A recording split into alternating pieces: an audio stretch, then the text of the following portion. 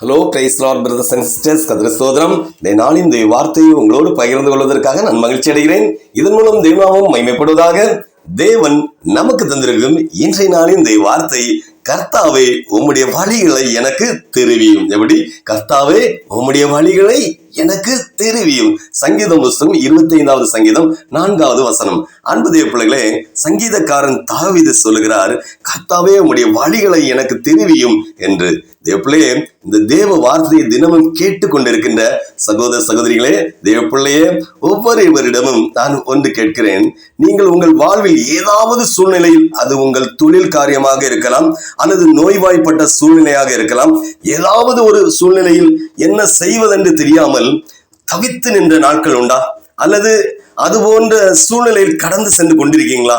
தேவப்பிள்ளையே, மிகவும் சுருக்கமாக சொல்லுகிறேன்.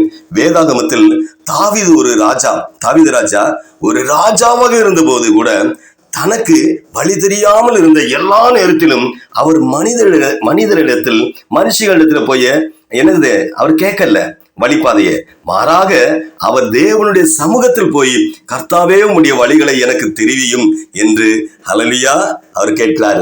அவன் மனிதர்களின் ஆலோசனைகளை விட, மனுஷிகளின் ஆலோசனைகளை விட, அதிகாரத்தில் உள்ளவர்கள் ஆலோசனை விட தேவனுடைய ஆலோசனைகளையே மிகவும் விரும்பினான் என்று வேதம் சொல்லுகிறது. தேவப்பிள்ளை, கர்த்தருடைய வழிகள் செம்மையானவைகள். எப்படி? கர்த்தருடைய வழிகள் என்னது? மோசமானதா? இல்ல, செம்மையானது. 100% ஹல்லேலூயா. நமக்கு போதித்து நடக்க வேண்டிய வழியை நமக்கு காட்டுவார். பாவிகளை நல்ல வழியில் நடத்துவார். இப்படி வேதாகமத்தில் தாவீது ராஜா மட்டுமல்ல, அநேக பரிசுத்தவான்கள் அவங்க வழி தெரியாத நேரத்தில் உலகத்தை நாடாமல், உலகத்தில் உள்ள ஜனங்களை நாடாமல் தேவனே நாடி தேடி ஓடினார்கள்.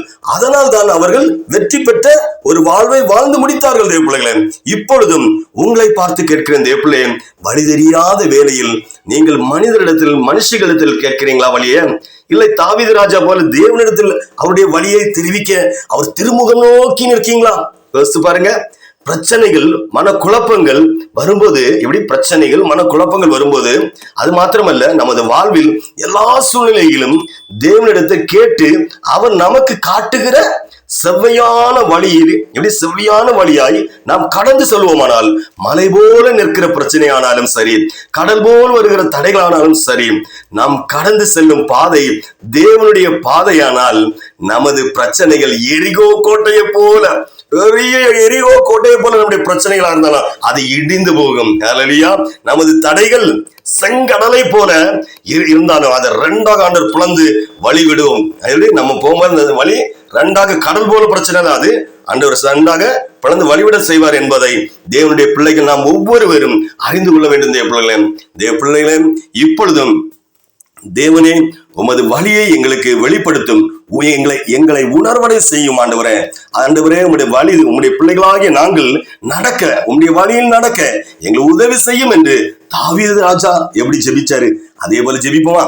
ஜெபம். ஸ்தோத்திரம். பரிசுத்த தகப்பனே, இந்த அருமையான வேலையில் உம்மை நன்றியோடு துதிக்கிறோம். ஸ்தோத்திரம். கர்த்தாவே உம்முடைய வழிகளை எனக்கு தெரிவியும். தாவீது ராஜா சொன்னது போல எங்கள் வாழ்க்கையில் ஆண்டவரே, எங்களுடைய வழிகள் ஒருவேளை தவறான வழிகளா இருக்கலாம், ஆனா நாங்கள் செல்லுகிற பாதையில் எவ்வளவு கரடு முரடு தவறான காரியங்கள் எது இருந்தாலும், ஒருவேளை எங்கள் பாவத்தின் நிமித்தம் கூட நாங்கள் ஆசீர்வதிக்க கூடாதபடி இருக்கலாம். எல்லா காரியத்தையும் மாற்றுங்கப்பா.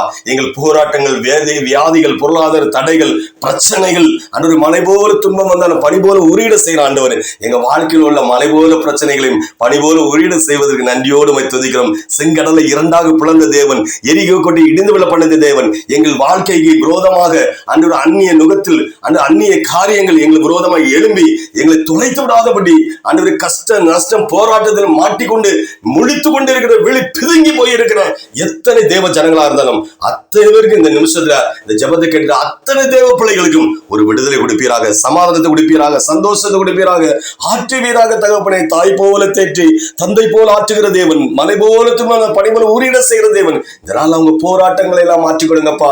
அவங்க தனிமையில் அழுகிற அந்த கண்ணீரை காண்கிற தேவன் ஐயா, நீர் இறக்கம் செய்வீராக, அற்புதம் செய்வீராக.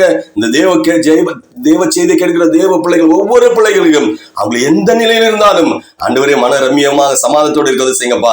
எல்லாம் இழந்த பணத்தையும் பலத்தையும் திருப்பி கொள்ள உதவி செய்யுங்க தகப்பனே. ஆசீர்வாத தடைகளை மாற்றி மாற்றி ஆசீர்வதிப்பீராக என்று மீட்பர் இயேசுவின் நாமத்தில் ஜெபிக்கிறேன் ஜீவனுள்ள பிதாவே. ஆமென், ஆமென், ஆமென். ஹல்லேலூயா, ஹல்லேலூயா.